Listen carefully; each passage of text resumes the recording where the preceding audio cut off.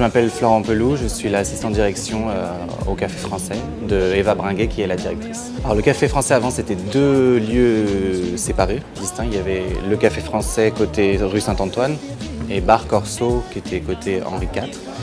Quand les Costes ont racheté l'endroit, ils ont racheté les deux établissements pour n'en faire qu'un seul, surtout le pâté de maison, et faire uniquement le Café Français.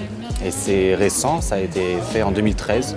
Donc la déco, c'est India Madavi avec le duo de graphistes M&M qui ont fait un magnifique travail, qui ont joué sous les couleurs du drapeau français. C'est-à-dire on a des salons rouges, on a des salons bleus, on a le blanc qui représente la véranda et la couleur or pour rappeler vraiment les brasseries d'époque, d'antan parisiennes, où c'était vraiment très rococo, on va dire. Alors ici, on est à Place de la Bastille, exactement aux 3 places de la Bastille. C'est vraiment une place historique française, place de la Révolution. On est vraiment au même endroit que les prisons de l'époque, donc c'est chargé d'histoire. Alors notre clientèle est très variée, elle est beaucoup parisienne. On a quelques touristes, mais elle est essentiellement parisienne. Donc il y a énormément d'hommes d'affaires qui viennent travailler ici, qui font leur rendez-vous. Beaucoup dans les médias également, d'hommes politiques, de célébrités, on en a énormément. On a aussi les Parisiens du quartier et ils viennent ici pour le fait que ce soit assez cosy, il y ait des salons un peu partout et qu'on puisse travailler tranquillement ou venir avec son amoureux ou son amoureuse tranquillement également, ou un dîner en famille.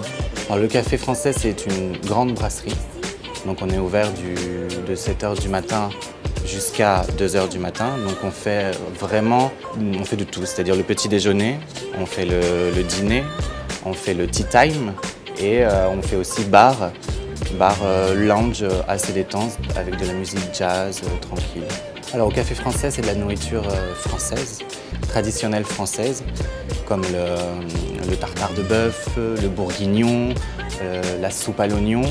Et on a un chef qui s'appelle Yann Duranceau qui a fait de grandes maisons et qui nous fait des produits de grande qualité, qui restent dans le produit français de base simple, mais bien revisité.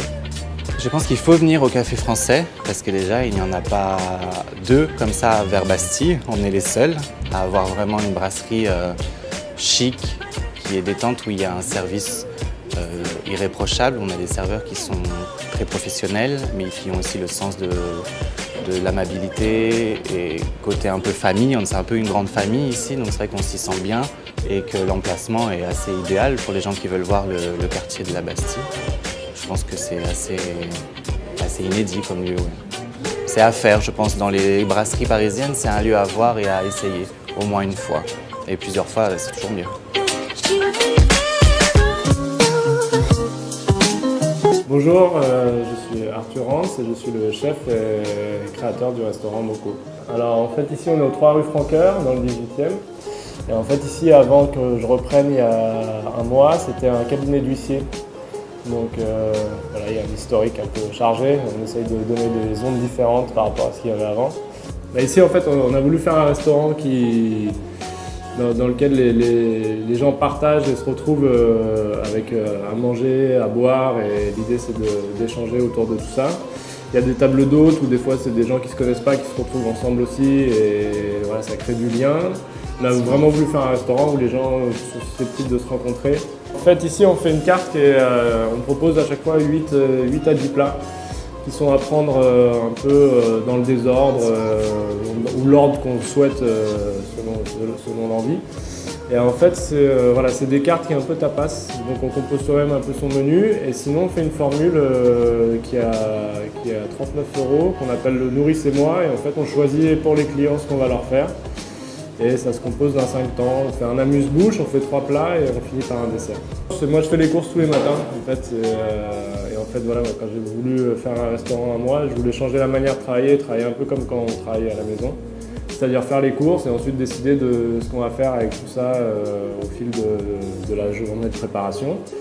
Et donc la seule exigence, c'est moi je fais les courses à côté dans des magasins il y a un petit magasin au-dessus qui s'appelle Au bout du champ où je vais souvent, où en fait je travaille en direct avec les producteurs de la région.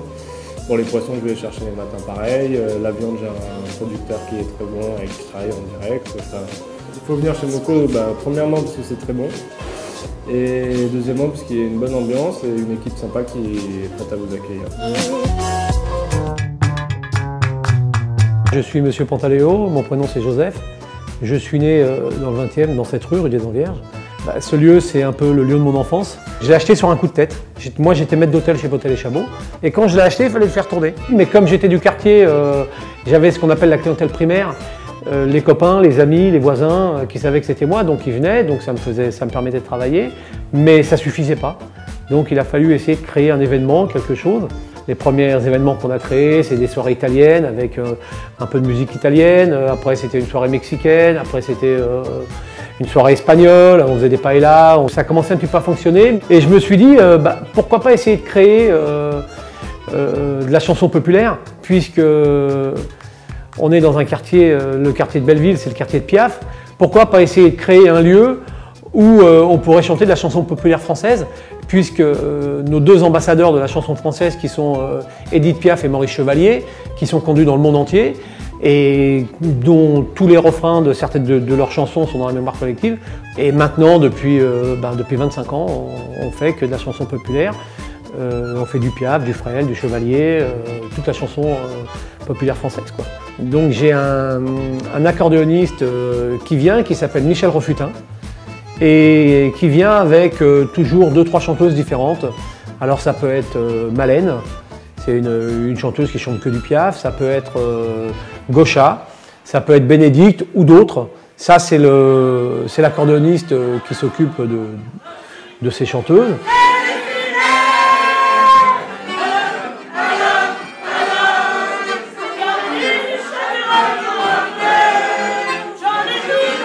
Après, on a le jeudi soir, on a une figure emblématique du bistrot qui s'appelle Riton la Manivelle.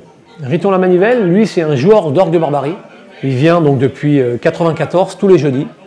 Et lui, il a un répertoire un peu plus de chansons engagées.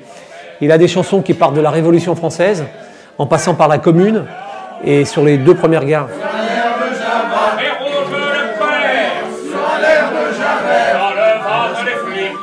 Et par contre, le vendredi et le samedi, on a une femme, pareil, ça fait 24 ans, qui s'appelle Minel, qui est une amie, qui vient, elle, tous les vendredis et tous les samedis. Et elle reprend toutes les chansons populaires d'après-guerre. Mon amant de Saint-Jean, La Goualante du pauvre Jean. On distribue les paroles et puis on chante avec les gens.